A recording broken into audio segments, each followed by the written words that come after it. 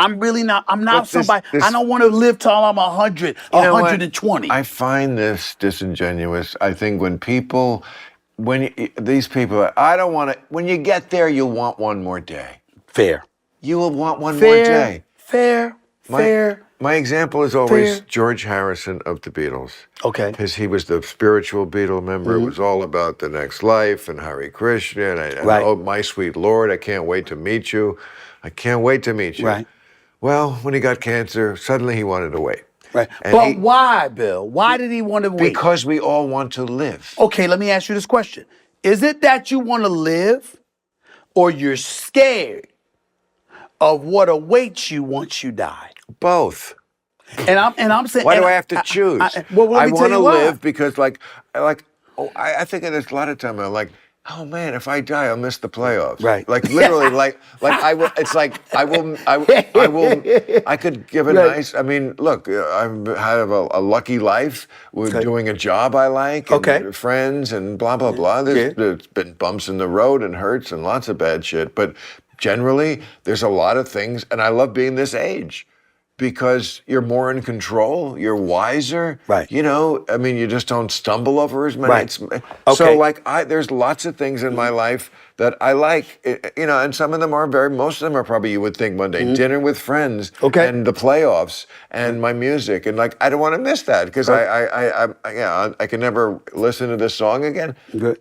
That's crazy. It seems very minor, but I mean, that's cool. I could live forever. That's cool. We brothers, and we brothers, but we brothers from a different mother. So let me say this to you. Well, let me say this to you, respectfully. That's the white perspective. That's your perspective. Interesting. Let me give you the black perspective. World is shitty. You constantly scratching and clawing just for equality. You think you get to equality and then the rules constantly change back to what they once were in a different way, but back to what they once were to remind you, you ain't on an equal playing field. You still feel that way? Hell yeah. So then you go through that, right?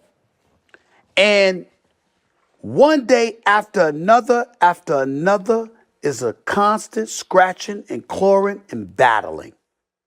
You got people now, shit, you can bring up the Ku Klux Klan. They'll even tell you, we ain't bothering those folk. Let them kill themselves. Let them call each other sellouts and coons. Let them divide each other amongst themselves. Let them figure out, let them be as clueless as they can be about what's going on. Let them kill one another. Chicago, St. Louis, the list goes on and on. Let them do all of this shit. Well, let them sounds passive. I mean, but what I'm saying is that they can afford to be passive. Because what happens is, so much stuff has happened. They looking at us and they saying, let them be amongst themselves. Gun violence in Chicago? Everything. Okay, everything. I'm talking about all of that. Black on black violence. Right. Just like this white on white violence, just like there's a Latino on Latino violence. I understand that. But we the ones that make up 13% of the population. The Census Bureau the Census Bureau report doesn't say that we're going to be 30% of the population in 2030, like they say about the Latino community. But much higher numbers of violent crime. Right. It's a problem. Okay. And so when you think about that, I'm just making the point to say, when you talk about wanting that tomorrow, I'm not saying we don't. What I'm saying is that the value on life for us, one would argue, at times at the very least, is a little bit less than it is for other folks. Because other folks see lights at the end of the tunnel. Black folks, a lot of times, more often than not always, but more often than not, we don't see light at the end of the tunnel.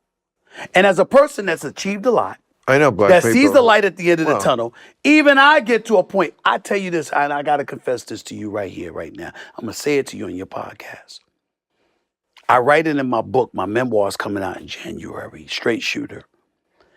And in the book, I say, my daughters are the greatest blessing that I've ever had. They're also the greatest curse. I regret bringing them into this world. I think this world is that fucked up. And it scares me what they'll have to deal with and what they'll have to encounter is bad enough what we have to encounter. But it gets better. You don't think? Do you think so? I don't know. Come on. I don't know. Really? Wait a second. I don't know.